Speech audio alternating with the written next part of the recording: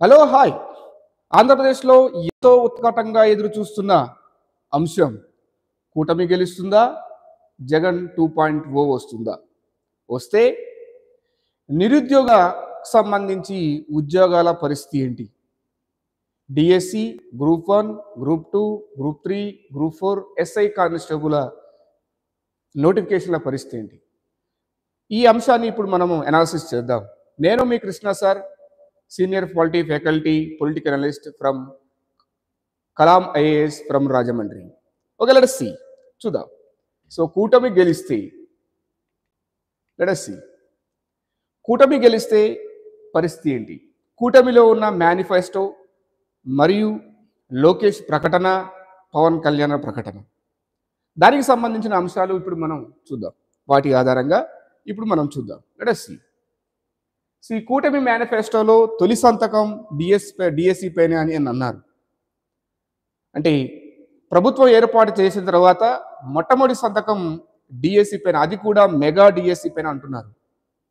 Mega DSC అంటే దాదాపుగా 10,000 పోస్టుల పైన మెగా డిఎస్సి అని చెప్పేసి అంటున్నారు.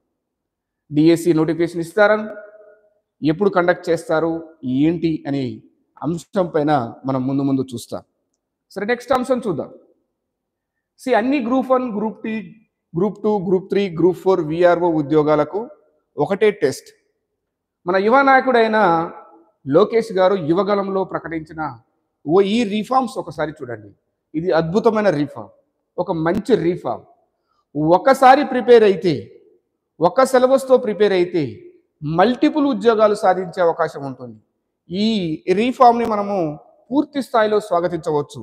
నిరుద్యోగులకి సమయం ఆదా అవుతుంది, వారి యొక్క విలువైన సమయం ఆదా అవుతుంది, అదేవిధంగా వారికి డబ్బు కూడా ఆదా అవుతుంది. ఒకే కోచింగ్తో ఒకే కానిస్టేబుల్ మరియు ఉద్యోగ నోటిఫికేషన్ అంటున్నారు. అంటే ఇది ఎంతైనా మనం నిరుద్యోగులం కదా. నెక్స్ట్ వాలంటీర్ ప్రకటన. చంద్రబాబు నాయుడు వాలంటీర్లు, ఇప్పుడున్న వాలంటీర్లకి 10,000 గౌరవ వేతనం ఇస్తానని చెప్పేసి ప్రకటించారు. ఎవరైతే వాలంటీర్గా ఉన్నారో వారికి ఇది ఒక గొప్ప మంచి అవకాశంగా మనము చూడవచ్చు. నెక్స్ట్, ఒకవేళ జగన్ వైసీపీ 2.0 వస్తే పరిస్థితి ఏంటి? మన నిరుద్యోగులకి, అదేవిధంగా ప్రభుత్వ ఉద్యోగాలకు సంబంధించిన నోటిఫికేషన్ల పరిస్థితి ఏంటి అనే విషయాన్ని ఇప్పుడు మనం ఒకసారి చూసే ప్రయత్నం చేద్దాం. మనకు తెలిసిన విషయమే, జగన్ ప్రభుత్వం రాగానే ఒకటేసారి 1,00,000 పైన ఉద్యోగాలు వేసి చారిత్రక నిర్ణయం తీసుకొని చరిత్రలో మొట్టమొదటిసారిగా 1,00,000 ఉద్యోగాలు నింపిన చరిత్ర జగన్కున్నది. కానీ దీని వల్ల కొందరికి ఉద్యోగాలు వచ్చాయి, ఆ తర్వాత వచ్చిన నిరుద్యోగులకి ఉద్యోగాలు లేకుండా పోయాయి. దాని విషయంలో సంతృప్తిగా ఉన్నారని చెప్పేసి మనం గమనించవచ్చు. సరే, జరిగిపోయింది. తర్వాత విషయం చూద్దాం. అయితే ఇంకా కూడా ఏమున్నాయి అంటే, సచివాలయంలో కొన్ని ఖాళీలు ఉన్నాయి.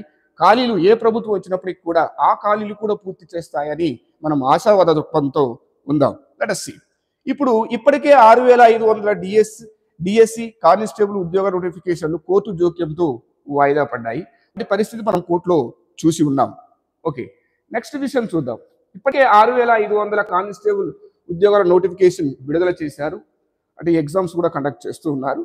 తర్వాత ప్రభుత్వం ఏర్పడితే వాటి యొక్క రిక్రూట్మెంట్ కూడా పూర్తి అవ్వచ్చు. సో దానికి కొంత సమయం కూడా పట్టవచ్చు. నెక్స్ట్, ఇప్పటికే 9,000 గ్రూప్ 2 పోస్టులు ఇచ్చారు. 9,000 గ్రూప్ 2 పోస్టులు నోటిఫికేషన్ ఇచ్చారు.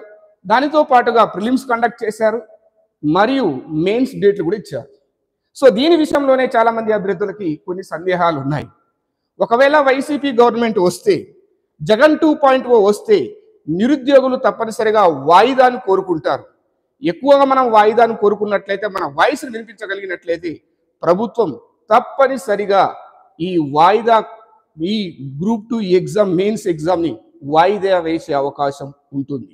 సో వాయిదా వేసే అవకాశం ఉంటుంది అని చెప్పేసి మనము కొంచెం ఆశావాద రూపంతో మన ప్రిపరేషన్ని మనం కొనసాగిద్దాం. Okay, next. So wish you great success and all the best from Kalam IAS